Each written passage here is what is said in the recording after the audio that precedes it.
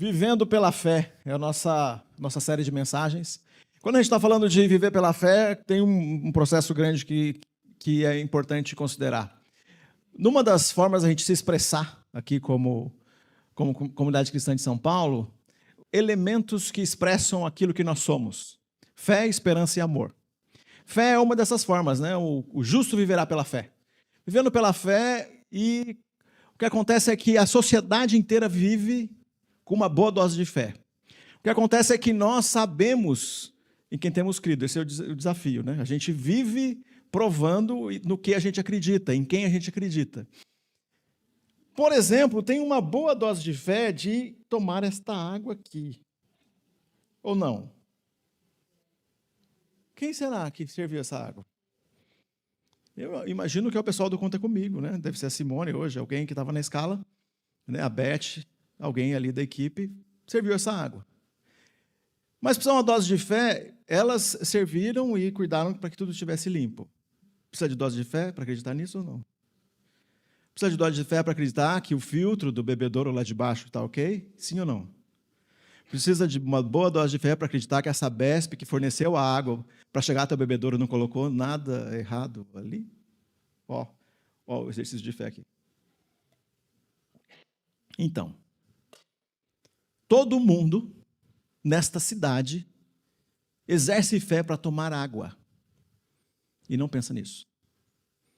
Nós exercemos fé porque sabemos em quem temos crido. Essa é a diferença do cristão. Viver pela fé não é um viver sem querer, é viver querendo. Eu quero viver pela fé. E eu sei em quem eu creio. Então, viver pela fé tem esse elemento profundo do que a gente está vivendo. Então, eu acho que você não pensou nisso desse jeito. Talvez tenha pensado, né? Mas não pensamos nisso o tempo todo. Mas cada um de nós teve um teste aí, né? O café que vocês puderam tomar agora há pouco, a vinda para cá, né? Fé que o freio do carro funciona, né, pastor Edson? Nem pensei que eu tinha freio no carro para chegar aqui, mas eu precisei de fé para, né? A Adriana teve fé que eu não tinha esquecido, né? Como dirigir o carro. Vai que eu esqueci como dirigir o carro. Né? Você que dirigiu para cá. A pessoa se esquecer como dirige. Pois é. Então, para a gente viver, a gente precisa de uma boa dose de fé. E a gente é convidado a viver isso, mas não esse processo de fé, então, ele é um desafio maior ainda. No processo de fé, nós vamos encontrar pessoas, e aí a gente vai espalhar as pessoas, gente, né? Eu estou trazendo para a fé esse negócio de acreditar que as coisas funcionam. Mas vai ter um monte de gente que vai lidar com isso e vai falar assim, mas eu não sou tão otimista assim que tudo funciona. Eu sou meio desconfiado. Quando eu vou comer num restaurante, eu fico preocupado com a cozinha. Então, eu desconfio do começo. Né? Você vai falar que eu não sou tão confiante assim. A gente vai encontrar isso também. Na nossa espiritualidade, a gente é desafiado a viver pela fé. O justo vive pela fé. E a fé, de vez em quando, a gente vai lidar com algumas coisas que são totalmente opostas àquilo que a gente quer ver, ou era o melhor para nós ali na frente. E mesmo assim, nós vivemos pela fé, no sentido de que nós oramos para que aquela situação se reverta. Nós estamos vendo um corpo doente na nossa frente. E nós acreditamos que a oração a Deus, em nome de Jesus, vai reverter aquela situação. Todos os sinais são opostos. Os exames, deu tudo negativo, no sentido pior da palavra, ou positivo, né? Sabe que leitura de exame é assim, né? O positivo pode ser terrível. O positivo pode ser uma festa. O negativo pode ser horrível. O negativo pode ser uma festa. Então, depende do que está sendo examinado ali, positivo e negativo. Mas a gente está nesse desafio de orar e olhar para Deus para que aquele exame que diz uma coisa que eu não gostaria de estar lendo, não gostaria de estar sabendo, se reverta. Quem aqui já viveu uma história dessas onde você pode falar assim, olha, eu tive uma resposta de oração e não é possível ser respondido por alguma coisa que não seja sobrenatural, levanta a mão. Olha aí, gente. Levanta a mão mais uma vez, só para o resto da turma que não levantou a mão olhar. Tem gente que ficou com vergonha. Levanta de novo, só um pouquinho, só um pouquinho. Não quero constranger você, não. Ó, quem não levantou a mão ainda, só vê. Que se eu chamasse essas pessoas para dar testemunho, as pessoas iam contar coisas do tipo desaparecer pedra do rim. Desaparecer, viu? Coisas do tipo, todas as pessoas, naquele momento, passaram por uma situação e você conseguiu passar pelo mesmo lugar e não sofrer o dano que todos estavam sofrendo. Pessoas que faliram, o negócio quebrou, o negócio não deu certo. Faliram. Quem aqui já faliu financeiramente? Faliu, sim. Não saber de onde vai ter dinheiro para resolver a vida. Eu levantei bem alto aqui minha mão. Pois é. Então aí, ó. Porque tem falido que não está mais aí, né? Pois é. É gente que todos os sinais apontavam para o fim. Vivendo pela fé.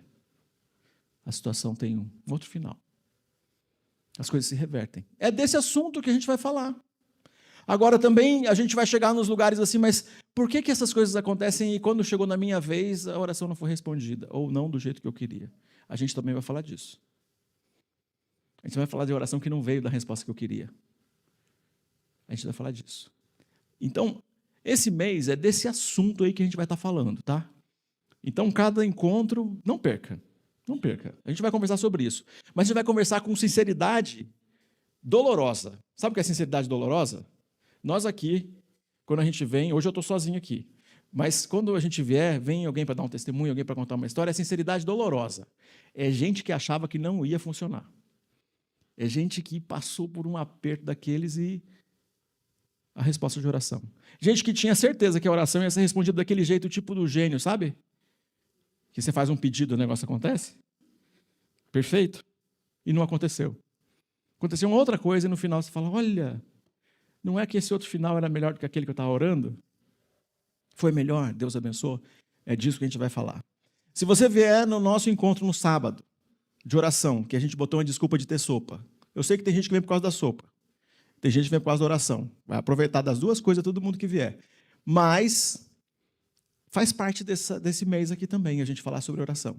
E, mais ainda, como dinâmica direta disso, nós temos o nosso grupo de oração incessante, que estão juntando, né, nossos grupos de oração. Oração incessante tem uma dinâmica lá, né, de oração, as pessoas mandam os pedidos, nós oramos, e tem todo dia tem alguém lá orando por você.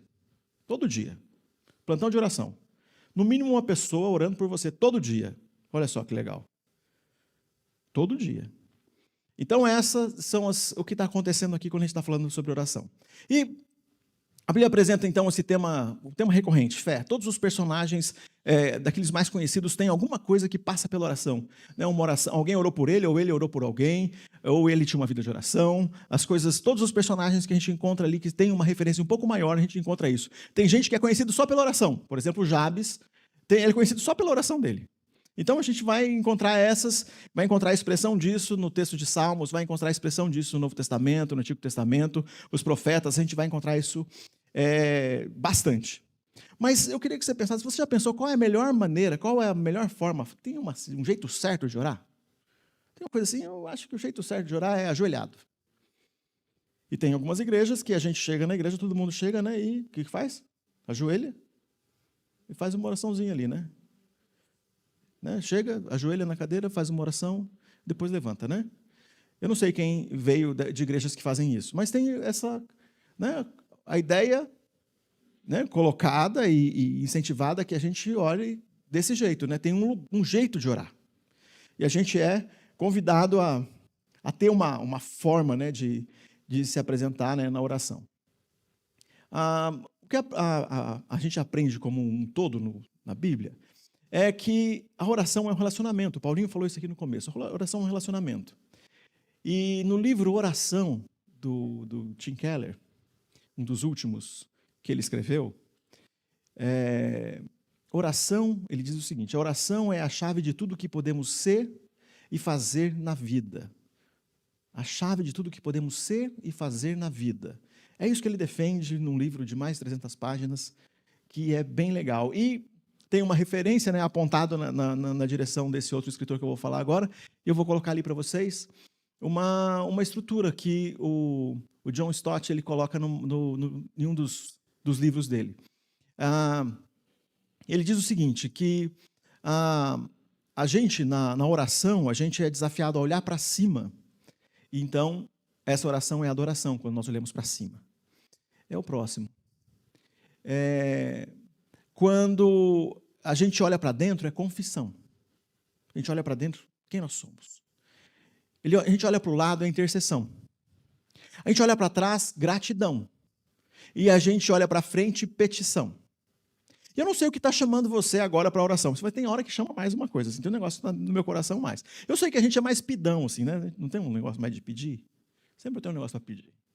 Sempre nos falta, né? Sempre nos falta. Então a gente tem esse negócio assim no coração. Está sempre nessa lógica de pedir alguma coisa. Então, considerar que agora, né, o tempo da música que nós tivemos aqui, o Paulinho direcionou a gente na segunda música. A segunda música estava fazendo exatamente esse olhar para cima. Estava chamando a gente a olhar para cima. A Ele que me resgatou, a Ele que nunca me abandonará, toda a honra, toda a glória. Estou olhando para cima, estou adorando. Em forma de música. E aí, nesse ponto, tem aquelas músicas que são uma oração, e essa eu considero que essa que a gente cantou é uma música oração, onde eu reconheço quem Ele é. Olhar para dentro, e essa mensagem hoje, eu vou chamar você para olhar para dentro.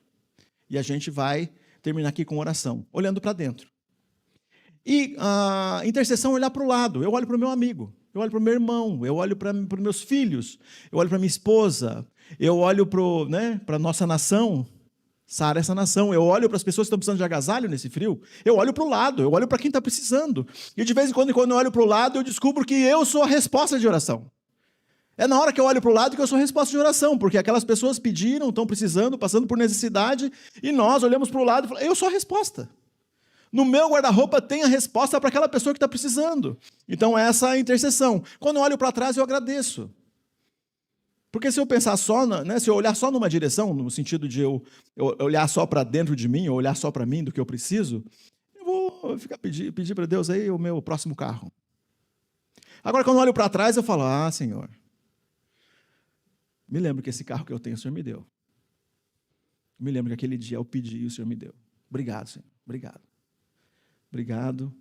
Quando eu olho para trás, eu consigo ver, Senhor, o Senhor me abençoou, minha trajetória de trabalho. Eu agora estou desempregado. Mas eu sei, do mesmo jeito que o Senhor me abençoou, gratidão e petição. Ali na frente, o Senhor continuará me abençoando. E quando eu olho para frente, eu peço. Eu olho para frente, eu peço. Quem é papai e mamãe aqui, eu olho para frente na vida dos meus filhos, eu peço. Eu olho para o futuro dos meus filhos, eu peço. Eu olho para o meu futuro, eu peço. Eu olho, vejo isso, minha mãe, vocês sabem, está lidando com câncer, e a gente tem orado por ela, nos nossos grupos, e a gente está sempre atento às necessidades dela. E no dia que a gente ainda estava no aperto, na dúvida do diagnóstico, tudo apontava para isso, mas a gente fica tomara que não, tomara que não seja, estava ali naquele momento. Me lembro de ter ido lá tomar um café com ela, e a gente estava conversando, e ela falou assim, eu estava com o Pedro, nosso filho mais velho, e aí a gente conversando, e ela falou assim, eu fiz a oração do rei Ezequias. Eu fiz a oração para que Deus me desse mais vida. Eu quero mais vida. E daí ela falou assim, eu queria pelo menos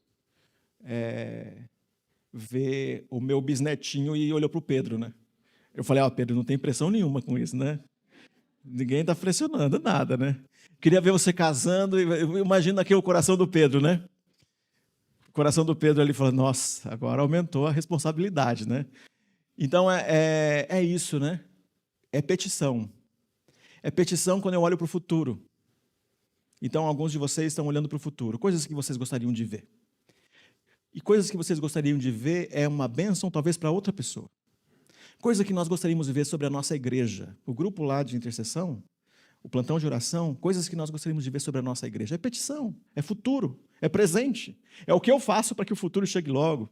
É isso que a gente está envolvido. Mas eu queria chamar você, então, como a gente não dá para olhar para todos esses lados ao mesmo tempo, pelo menos na parte aqui do ensino, eu quero chamar você para a gente fazer aquela parte ali que é para dentro. Para dentro. Vamos olhar para dentro. E algumas coisas que é importante quando a gente olha para dentro. E tem alguns textos bíblicos que nos direcionam para olhar para dentro. Né? E Mateus 6, a gente tem ali um dos lugares onde a gente consegue encontrar inteira a oração do Pai Nosso. Na introdução da oração, um preâmbulo da oração, Jesus diz o seguinte para quem ora. Quando orarem, né, ele diz, não sejam como os hipócritas, que oram nas esquinas, que fazem... Tem um negócio assim que é secreto. Ele fala, entra no seu quarto, entre você e Deus. Então tem uma coisa do para dentro, que é dentro mesmo. E o para dentro, essa oração para dentro, não é aquilo que a gente faz em grupo, aquela oração aqui.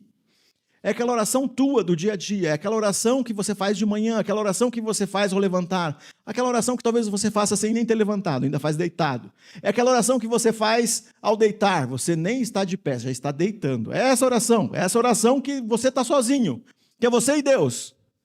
Quando você orar, então, vai para esse lugar, onde é você e Deus. Porque a melhor forma de definir quem você é não é a oração que você faz na esquina. A melhor forma das pessoas lidarem com você, né, é com aquilo que você se apresenta aqui.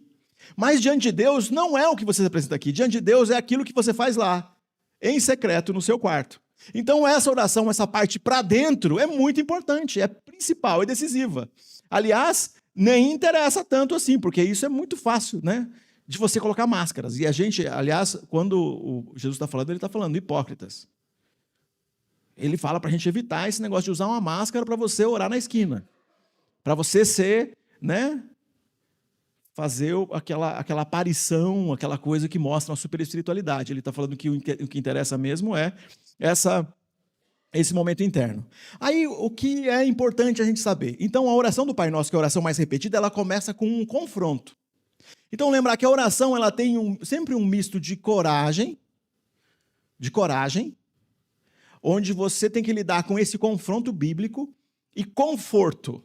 Então, na oração do Pai Nosso, nós temos confronto e conforto. E muitas orações trazem isso. Então, toda vez que a gente está olhando a oração para dentro, ela sempre vai lidar com a gente, por isso é importante conhecer a Bíblia. Sempre a gente vai ter que lidar com confronto e com conforto. E a gente, lógico, prefere muito mais o conforto. E a oração traz a gente, né, para esse lugar onde tem hora que eu recebo conforto e tem hora que eu recebo confronto. E aqui nesse texto que eu vou ler com vocês, que é o Salmo 119, ele está apontando para a gente, e essa oração é a oração confronto, uma vez que a gente está olhando para dentro. E como Jesus começou a oração do Pai Nosso com confronto, e em tempo aqui, provavelmente nas próximas semanas, aí, né, alguém de nós que vem trazer a palavra vai apontar para questões da oração do Pai Nosso, visto que é a oração que Jesus ensinou para a gente. Então, a gente sempre vai entrando por esse lugar. Então, Salmo 139, ele tem essa música, né? Qual música que vocês lembram dessa? Quando vocês ouvem? Sonda-me, ó Deus, conhece o meu coração, prova-me os pensamentos, vê se há em mim algum caminho mau e guia-me pelo caminho eterno. Essa é parte do que está aqui. Então, esse texto já foi musicado de diferentes formas, tem algumas. Né? Se pegar ele inteiro, tem música, é esse aqui o original. Mas eu queria ler com vocês versículos 23 e 24, porque o Salmo ele tem muita coisa, a gente, né, gastaria tempo demais aqui falando de tudo. Mas olha só, os últimos 2 versículos. Examina-me, né, ou sonda-me. Ó Deus, conhece o meu coração, prova-me e vê meus pensamentos. Mostra se há em mim algo que te ofende e conduz-me pelo caminho eterno. Sonda-me, ó Deus, conhece meu coração, vê a minha conduta, se algo te ofende. Conhece as minhas inquietações, diz na Nova Tradução da Linguagem de hoje. É uma oração que a gente pode fazer, que a gente deve fazer, que a gente canta. Às vezes a gente canta sem nem pensar. Eu sei disso. E não tem problema nenhum, tá, gente? É falso moralismo. O pregador que vem para encher os outros e falar, você canta sem pensar. Ah, para. A vida inteira foi assim, a gente canta sem pensar. É assim mesmo, a gente já subia. Nós somos musicais, seres musicais. Tá tudo bem. O negócio é que às vezes a gente para pensar também. E a gente agora está parando para pensar. Esse texto aqui, ele chama a gente para essa oração. E não é uma oração inofensiva. Através dela, você vai chegar na tua vulnerabilidade. Um olhar mais atento, ele está chamando você para olhar para os seus limites. Para olhar aqueles limites que você indevidamente ultrapassou. Ou os limites que você colocou que diminuem a tua relação com Deus. Nesses 2 versículos você pode perceber quanto que você se apegou a uma zona de conforto que talvez você devia, abrir mão. Primeiro que o meu coração. O meu coração, o que tem lá dentro? Então, pensando na lógica judaica, que é o que esse texto, principalmente no Antigo Testamento, a gente vai ver com mais profundidade, sempre apontando para o coração. O coração é o centro das nossas emoções. O coração como centro daquilo que a gente quer, que a gente recebe, que a gente entrega. E ali, tudo de melhor e de pior pode estar armazenado, como as emoções estão todas aí dentro do nosso coração. Então, a ideia, o que tem no meu coração? Qual é o pedido que está no seu coração? O que você está sentindo no seu coração? Eu poderia colocar aqui como uma pergunta. E a gente pode estar, sempre já que eu falei que a oração é para olhar para dentro, você pode ter uma lista grande de coisas que tem a ver com os seus pedidos pessoais. E os pedidos pessoais, eles podem sim ser necessidades reais. Mas a gente sabe também que se nós não fazemos essa análise que é mais profunda, a gente pode estar só na primeira camada, que são os pedidos e pedidos reais. E a gente tem uma dinâmica nos treinamentos de equipe, que a gente trabalha os 5 porquês. Geralmente, quando você faz 5 porquês, você chega no motivo real. E aí você vai perceber como é difícil. Por que você está pedindo isso? Eu queria trocar de carro. Por que você está pedindo isso? É porque o meu carro não está tão bom. Aí você para. Por que ele não está tão bom? Não está tão bom porque eu não cuidei dele direito. Por que você não cuidou dele direito? Porque... Entenderam? Quando a gente entra nesses porquês, então quando a gente vai entrar aqui, nos pedidos, a gente vai nesse ponto.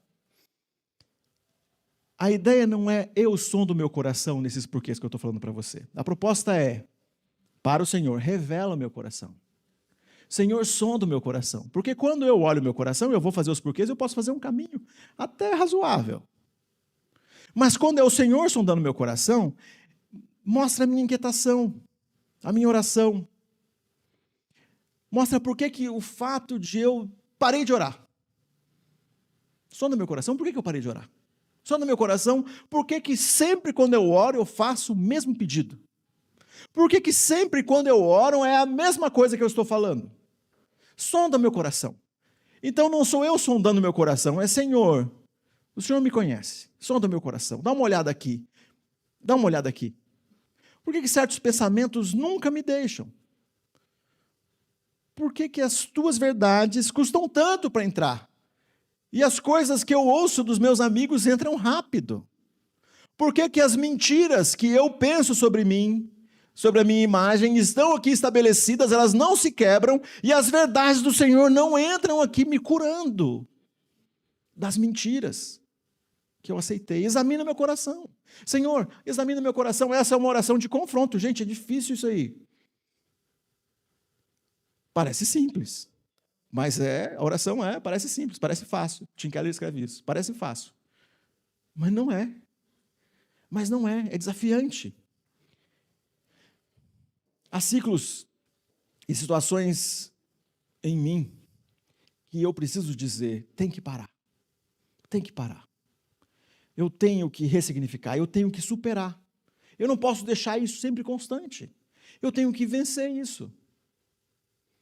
Eu preciso decidir sobre isso. Ou eu já decidi, mas eu não consigo. Senhor, só no meu coração. Por que eu já decidi e não consigo? Por que está sempre indo e voltando nesse lugar? As minhas inquietações. O que faz com que eu não pare de pensar? Apontando para os relacionamentos. Por que eu só me sinto completo se eu tiver alguém? Quero falar com os solteiros. E separados, e sozinhos, e divorciados. Por que eu só vou me sentir completo se eu tiver alguém? Se Deus me criou a imagem e semelhança dele, eu sou completo nele. Aliás, isso é uma fonte de frustração, achar que alguém te completa. Se eu achar que a Adriana me completa, olha que coisa. Ela não vai conseguir. Ou se ela achar que eu completo ela, não vou conseguir. Porque se nós somos seres humanos, por natureza insaciáveis, incontroláveis, intempestivos, como é que ela consegue ser uma metade minha? Ela não é minha metade, eu fui criado por Deus, a imagem e semelhança dele, sendo inteiro e completo. Sendo inteiro e completo, eu não preciso de outra metade. Duas pessoas completas formam uma só carne, não são duas metades que formam uma só carne, um no matrimônio, no casamento. Então, por isso que você vai encontrar, sim, muitas pessoas sozinhas, no sentido de não estarem casadas pela segunda vez, ou não se casarem nunca, vivendo como pessoas completas, vivendo bem. Ainda que a gente vai encontrar um monte de gente na sociedade dizendo o contrário disso. Então, por quê? Examine o meu coração. Por que eu estou sempre pensando nisso? Por que o único pensamento recorrente que eu tenho aqui é a única coisa possível que eu vejo é eu tenho que terminar meu casamento? Por que esse é o teu pensamento recorrente? Por que você não para de pensar nisso? Examina o meu coração.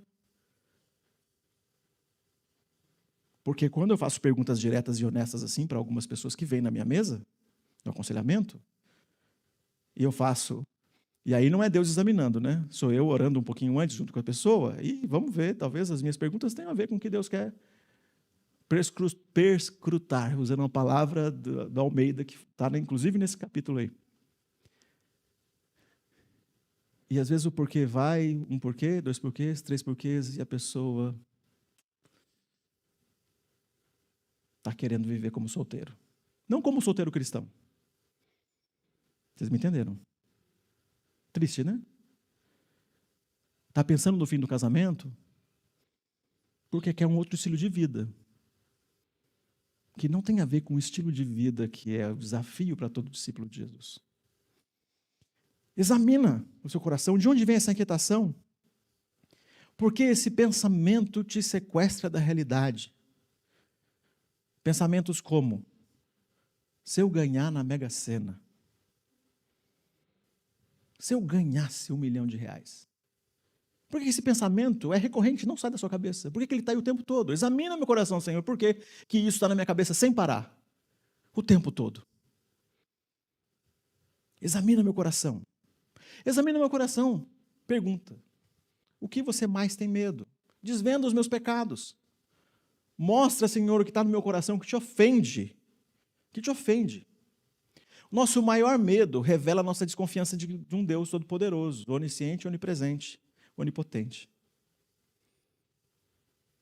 Senhor, uma parte da oração, se você olha para dentro, esse é o meu maior medo, e eu não sei porquê. Senhor, esse é o meu maior medo, eu não sei porquê, mas é o maior medo que está aqui no meu coração.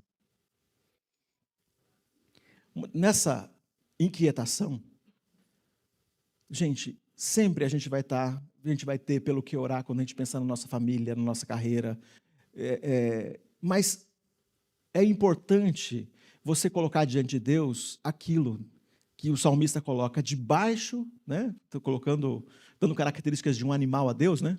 Debaixo de tuas asas eu posso descansar. Então é considerar que as suas inquietações podem ser colocadas diante de Deus, todas elas, mas por que é que eu, colocando minhas inquietações diante do Senhor, eu nunca descanso? Examina meu coração. Eu nunca descanso. Eu estou desconfiado que Deus não tem poder assim para lidar com as minhas coisas, não. Será que é isso? Ou será que esses princípios que a gente fala que são os princípios eternos para a gente lidar com Deus, a gente está olhando para Deus os princípios eternos, mas a gente está vivendo segundo os princípios da nossa sociedade? Considerando que sim, a palavra tem princípios eternos, mas eu estou me relacionando com ele como a nossa sociedade se relaciona. Eu tenho que fazer tudo e Deus... ele me abandonou. É quase que um ateísmo prático. Então, nessa oração de examinar seu coração, Senhor, me ajuda a enfrentar o que mais me apavora. Dizer para ele, eu tenho medo de fracassar.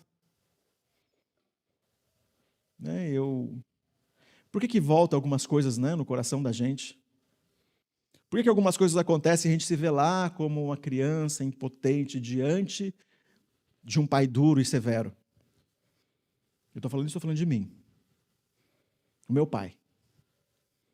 Meu pai, ele é uma bênção, mas a gente não pode tornar um pai num herói tão grande que ele não tem um defeito, certo? Então aqui vou colocar um defeito dele, que em dado momento ele me tratou como eu tinha, pequenininho lá, 4, 5 anos, ele me tratou como se eu tivesse 18. Vou ajudando ele numa coisa em casa,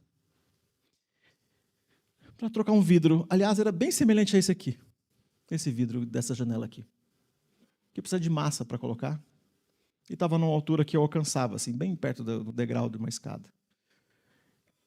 E aí ele pediu para eu segurar, para ele colocar a massa. E aí eu me distraí com, qualquer coisa que distrai uma criança de 4 anos, tudo e nada, né? E aí quando ele estava indo com a massa para colocar no vidro, eu soltei. Mas até ali eu não sabia que vidro quebrava, que vidro caía, que tinha que segurar até ele colocar a massa. Eu não sabia nada, eu sabia, segura eu sabia. A partir disso não sabia mais nada, o que era. Tinha que segurar tantos minutos, tinha que... Nada. E na hora que eu soltei, coincidiu com a hora que ele soltou, com a hora que ele chegava com a massa. Quando ele estava chegando, então o vidro caiu na mão dele, cortou a mão dele, cortou o dedo dele. Então, juntando tudo, Tinha sangue, tinha grito, tinha barulho do vidro quebrando, um trauma. Nasceu aí, Um trauma. E ele disse assim, piá desgraçado, não presta para nada. Isso aqui, essa frase, uma tatuagem aqui dentro. E diante de algumas coisas que não funcionam na minha vida, eu tenho que ir lá, olhar para essa frase e falar, isso não é verdade. Nem meu pai acreditava nisso quando ele falou isso. Isso examina meu coração. Examina meu coração, porque é que eu, de vez em quando, estou num caminho de fazer com que profecias negativas se realizem dentro de mim. Eu estou trabalhando e de vez em quando o negócio não funciona, e assim, na vida, várias coisas não funcionam para vocês. Não tem um dia difícil de vocês? Tem um dia que você marcou que você faria fazer 5 coisas e conseguiu só fazer 3, e outras 2 eram muito importantes e não deu tempo? Acontece na vida de todo mundo. Eu não sou aquele que não presta para nada, é porque acontece na vida de todo mundo, mas eu tenho que fazer uma relação consciente, para não parecer de novo uma criança impotente diante das circunstâncias e achando que só acontece comigo. Examina meu coração, para que a gente não fique preso em frases de pessoas que em algum momento tinham autoridade, falaram coisas que nem elas acreditavam, falaram como um desabafo, como um grito. Ou você, papai e mamãe, nunca falou uma coisa que você se arrepende muito de ter falado para os seus filhos? Ou só eu? Eu falei uns negócios aqui que eu peço, pelo amor do Senhor, leva para o mar do esquecimento esse negócio que eu falei para eles. Não era para guardar. Da mesma forma que meu pai fez isso comigo. E eu tenho certeza que ele sofreu com isso. Examina meu coração. Por que eu volto para esses lugares? Por que eu mantenho hábitos que ofendem a Deus? O que preciso mudar? Salmo 139 leva a gente para esse lugar. Salmo 139, ele chama a gente para coisas que a gente não está atento, mas que a gente devia olhar para isso. Olhar, e enfrentar. Uma coisa interessante, que as pesquisas revelam que a maioria das pessoas, estou falando a maioria, tá? Não se ofenda. A maioria das pessoas conta várias mentiras por dia.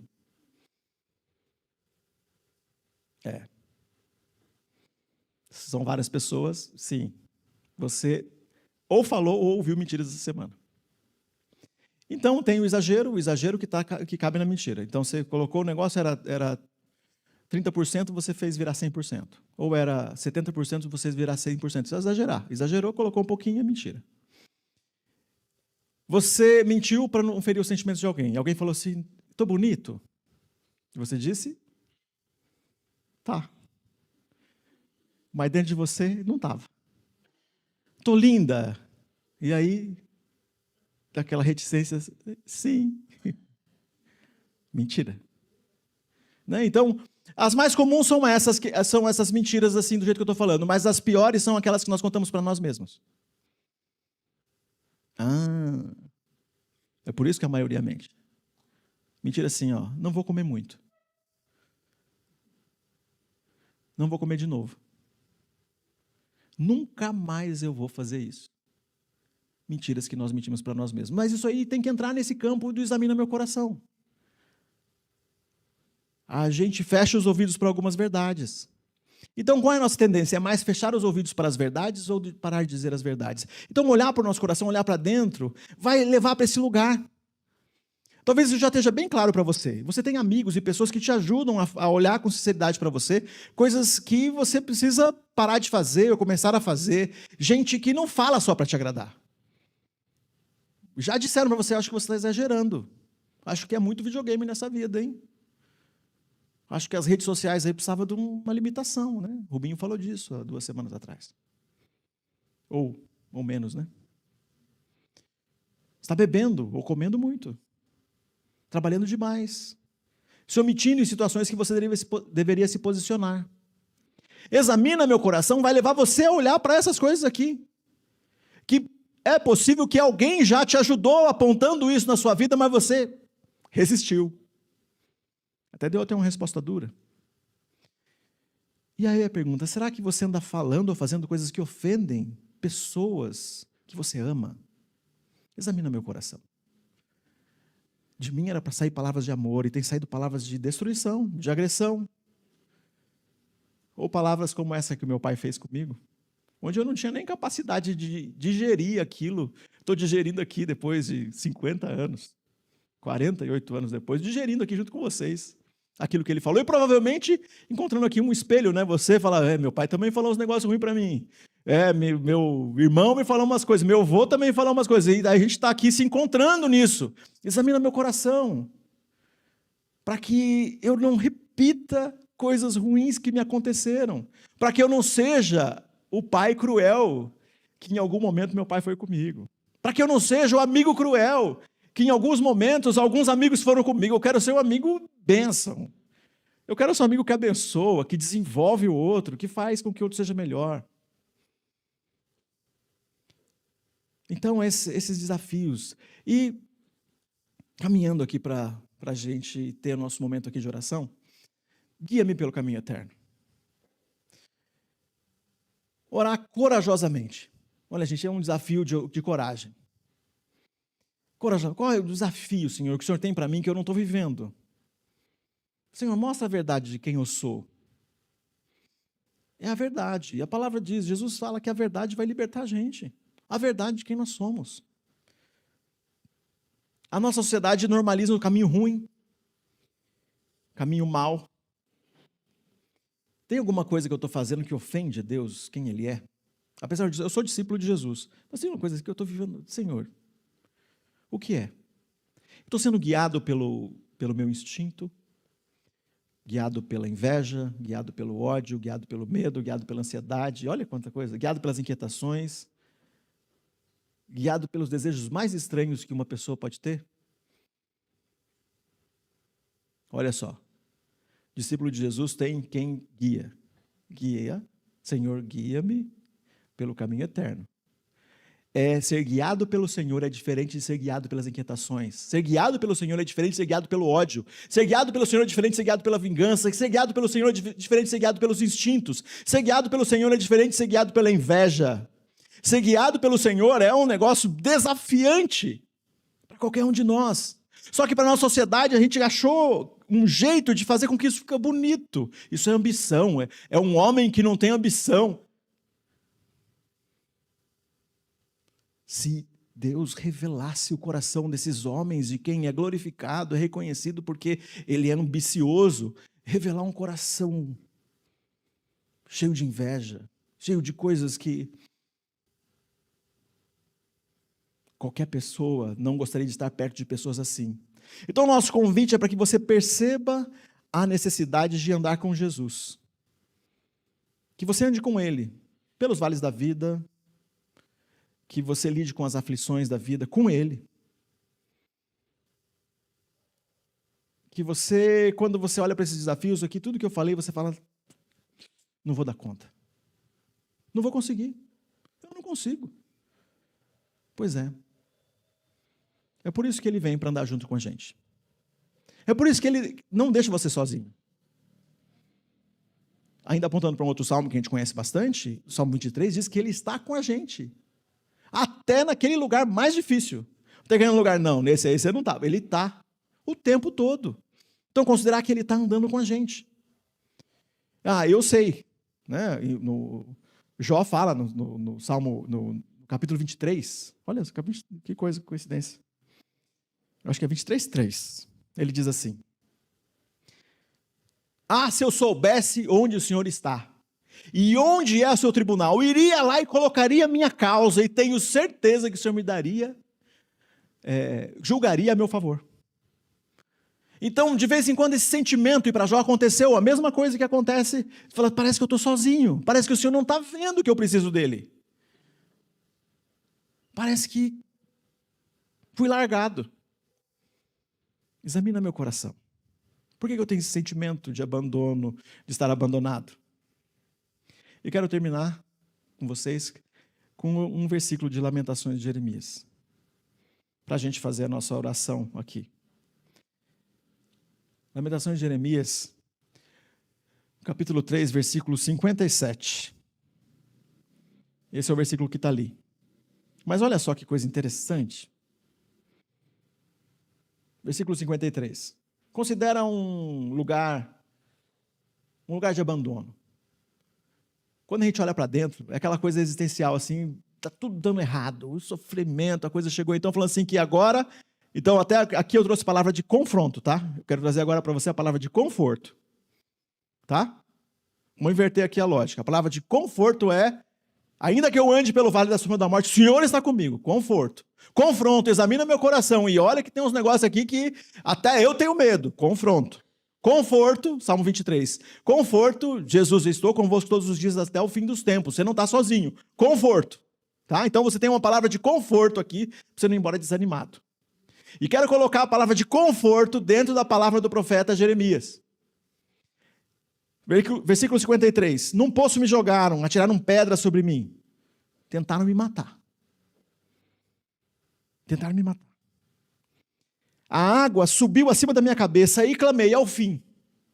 Falei aqui da saúde, falei das finanças. É o fim, não tem mais jeito, não consigo ver a saída. Mas lá do fundo do poço invoquei o nome do Senhor. Tu me ouviste quando clamei. Ouve minha súplica, escuta meu clamor por socorro. Senhor, vem aqui. Vem aqui, porque quando a gente examina o coração, a gente vai olhar isso aqui, as provocações que eu fiz aqui com provavelmente umas 40 perguntas, aqui eu dei uma olhada aqui nisso, essas 40 perguntas que eu fiz é pensando na variedade de pessoas aqui. A possibilidade de que, se você prestou atenção, no mínimo 2 ou 3 delas chegaram aí. E quando você olha para isso e fala, socorro! Socorro, Senhor! Socorro! Sim, versículo 57, tu vieste quando eu clamei e disseste, não tenha medo. Senhor, defende a minha causa, pois redimiste a minha vida. O Senhor viu a injustiça que fizeram contra mim. Então lembra, se você sofreu uma injustiça, se você está sofrendo mal, a tua história não acabou, ainda não acabou. A tua história não terminou. E nosso caminho termina, né? No caminho eterno, tendo uma eternidade com Deus.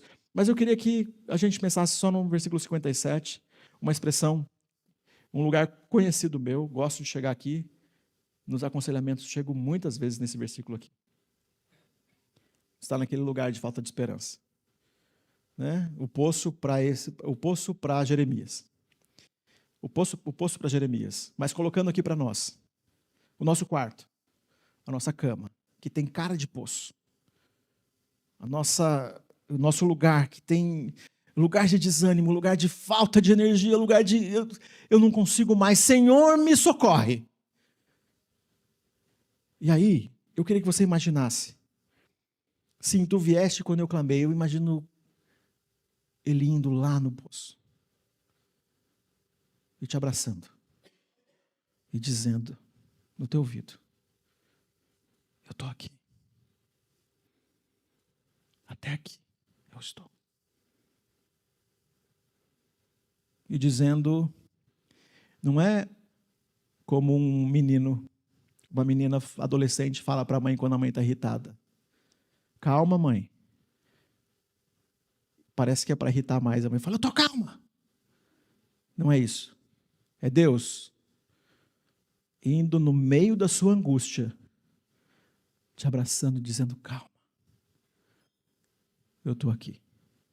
E isso acalma mesmo. Então, eu não estou te chamando para você examinar o coração e simplesmente ser só confrontado. Quando a gente ora a palavra, vivendo pela fé, a gente ora a palavra, a gente ora em todo o tempo, a gente é confrontado para receber conforto. Sozinho, a gente não dá conta. Mas a gente é confortado por Ele, Ele está dizendo, calma, eu estou aqui. E agora, eu queria que você considerasse isso, que Ele está dizendo, eu estou aqui para a tua história, eu estou aqui para o teu medo, eu estou aqui para a tua dor, eu estou aqui para a tua angústia. Para aquilo que que colocaria você de joelhos nesse minuto para você orar. Mas que você fala assim, aquela oração que você não vai fazer em público. Sabe a oração que você não faz em público? Porque a oração que eu faço em público, eu consigo orar muito facilmente em público aqui e vir aqui, Bruno, Deus te abençoe, e orar pela vida dele e pensar umas 4 ou 5 coisas que eu acho que um casal ali, que eles como casal precisam e coisas que eles já me disseram e eu consigo falar disso. Mas eu estou falando daquela oração que eu não falaria, talvez eu teria até dificuldade de falar em voz alta, na presença de qualquer pessoa. Estou falando dessa oração que não vai dar para fazer assim, para todo mundo me ouvir. Ou eu faço uma oração silenciosa, ou eu faço lá em casa, eu fico quieto. Essa oração, Ele está abraçando você, falando no seu ouvido. Eu estou aqui. Você não está sozinho. Você não está sozinha. Eu estou te guiando pelo caminho eterno. Eu estou aqui. Vamos junto. Eu sei da injustiça que fizeram com você. Eu sei do sofrimento que você está passando. Eu sei das coisas que estão te pressionando. Eu sei dos medos que estão aí, das inquietações que estão aí. Eu estou aqui. É por isso que quem vive pela fé, cristão, discípulo de Jesus, não é só a fé para tomar água. É a fé para viver a vida, para os relacionamentos, para os dias mais difíceis. Viver pela fé. Nosso desafio nesse mês de julho é que a gente reflita sobre esse viver pela fé. E em cada encontro aqui a gente vai ter testemunho de alguém que vai contar uma história de oração. Então não é uma história de milagre, tá? É uma história de oração. A gente vai ter histórias de oração aqui. Em cada encontro uma história de oração, começando pela sua oração vai ter história de oração. Histórias de oração, né? Porque lá na dinâmica da noite de sábado é diferente, a gente está mais livre. A gente vai ter tempo de oração em cada uma das mensagens, diferente das outras vezes, a oração sempre no final, como a gente vai fazer agora, depois a gente pensar nisso. E agora a gente olhou para dentro, e eu sei que daí você fala assim, nossa, e agora eu vou olhar para dentro na frente de todo mundo? Não, você vai olhar para dentro hoje, na hora que você estiver lá no teu, como Jesus falou, no teu quarto, na tua hora secreta. Mas aqui nós vamos olhar uns para os outros. E aí eu queria que a gente orasse a Bíblia, aquele versículo ali. Então você vai orar de 2 em 2, de 3 em 3, e tem gente que precisa fazer pedido, tem gente que não precisa. Então, a minha sugestão é que você segure na mão dessa pessoa que vai orar com você, essas 2 ou essas 3 pessoas, e nessa oração você vai dizer assim, Senhor, que Aí diga o nome da pessoa. Diz o nome dela. Né? Se eu estiver segurando na mão do Vinícius. Que o Vinícius entenda que ele não precisa ter medo. Que o Senhor está aqui. Em tudo que ele precisa. A oração não precisa ser maior do que isso, tá? E aí uma outra parte do que a gente está fazendo aqui, nós que vamos pregar nesse mês, a gente também quer ensinar as pessoas a orar. Porque tem gente que fala, eu não sei orar. Eu não sei como é que ora. Não tem problema, os discípulos também não sabiam, e por isso que a gente tem a oração do Pai Nosso. Uma oração de cor. Então eu estou ensinando você a orar, então hoje você pode começar por essa aqui. Senhor, ajuda a Isabel a não ter medo. Seja lá o que vier essa semana. Seja lá o que está inquietando o coração dela. E tem gente aqui que tem amizade mais profunda e dá para orar por coisas mais profundas. E assim, gente, não vai precisar falar nada. E você já vai chegar lá. Segurou na mão, olhou no olho, já sabe qual é o pedido, qual é a necessidade, qual é a angústia. Senhor, visita o coração. E Ele sabe. Eu imagino que tem gente que está no fundo do poço, naquele sentido aqui do profeta, precisando dessa oração. Então a gente vai fazer isso e a gente já entra para o nosso tempo com a música aqui que encerra. Então, a gente vai fazer a oração, provavelmente uns 4 ou 5 minutos, e aí a gente termina a nossa manhã com oração e com a música final aqui, que o Paulinho vai direcionar a gente aqui com a equipe. Então, 2 pessoas, 3 pessoas, segura na mão de alguém aí. Então é esse toque físico mesmo, né? Exatamente como eu escrevi para vocês ali, né? O toque físico essa visão dentro do poço, o toque físico, que segurou na mão e a oração. Senhor, que as inquietações que chegam ao coração de cada um aqui sejam visitadas pelo Senhor. Examina o coração de cada um e traz a paz através do confronto, da nossa leitura, dos pensamentos de conflito, que o medo, o pensamento intrusivo, as questões que a gente não consegue encontrar resposta rápida. Então, o Senhor examina o coração de cada um.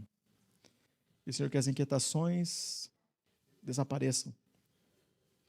E que a gente sinta o teu cuidado, sinta-se guiado pela poderosa mão do Senhor, por onde nós formos.